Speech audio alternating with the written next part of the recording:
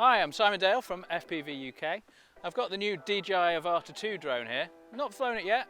Weather's holding out for a minute, so I'm going to give it a go and tell you what I think.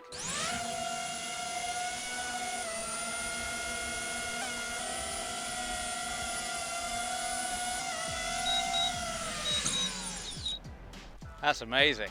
Wow, so intuitive, just completely picked it up straight away. Just twisting your hand left a bit to sort of roll to the left and right, and then squeezing the trigger to actually hurtle off in that direction.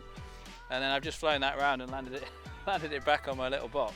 I've never used a motion controller before, and I thought it would be a complete change to what I've been used to for 20 odd years.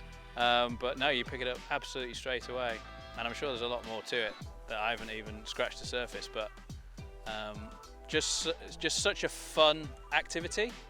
It's just so easy to use, and the great thing about it, like all DJI drones, you just let go of the controls and it stops and hovers. Thank you very much to DJI AVATA Retail who sent me this pre-launch unit to try.